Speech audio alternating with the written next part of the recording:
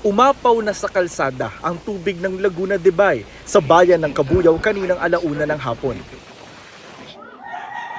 Sa bayan naman ng Bae, pumasok na rin sa mga kalsada at bahay ang tubig ng lawa. Pero ang bahang ito sa Barangay Tagumpay halimbawa, 2 buwan na raw hindi humuhupa at dinagdagan pa ng ulan ng Bagyong Opong. Kaya ang mga residente, 2 buwan na rin sa mga evacuation center.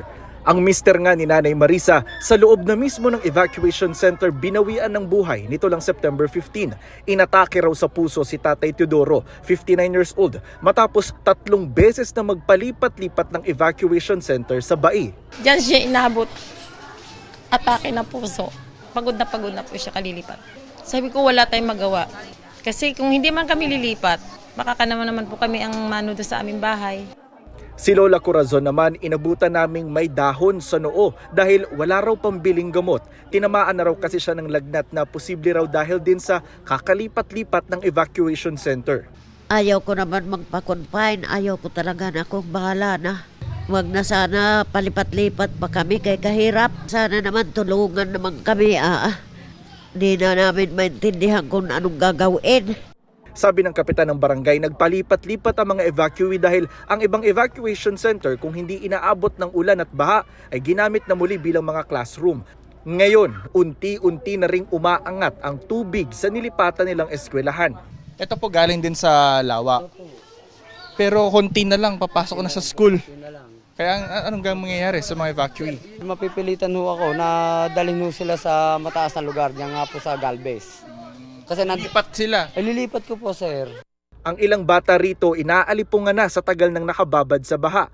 Kung tutuusin, meron namang flood control sa Bai na pansalag sa tubig ng lawa. Ang problema, putol naman ito. Kaya pumapasok pa rin ang tubig ng lawa sa kabilang dulo ng dike. May flood control pero wala pa rin pangyayari, walang pagbabago. Display lang siguro para lang may project silang makita, maibulsa nila. Ang naghihirap, kaming mahihirap. Mahirap na ako talaga, hirap pa rin, pinahirapan pa nila. Nasa bulsa nila lahat.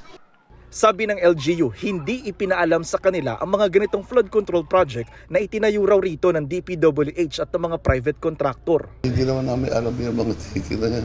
Hindi kami ini-inform dyan. O DPWH yan. Dapat doon, tinuloy nila. Malaking bagay yun.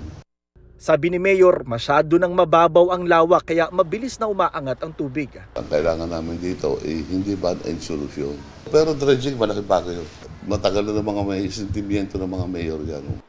Ang ilang nakatira naman malapit sa flood control, hindi raw ito gusto. Hindi nga pumapasok ang tubig dagat, yung tubig ulan naman, hindi makawala. Yan, DK. Yan ang aming pinoproblema dito magdaragat. Bakit? O saan kami pupunta dyan? Nung yan wala, kahit saan kami pumunta dyan, okay lang.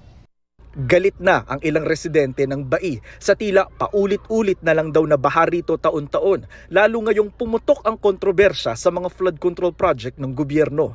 Pala naman may paraan. Tapos ganun lang kinukurap lang nila, huwag na naman kurapin. Para sa GMA Integrated News, Jonathan Andal, nakatutok, 24 oras.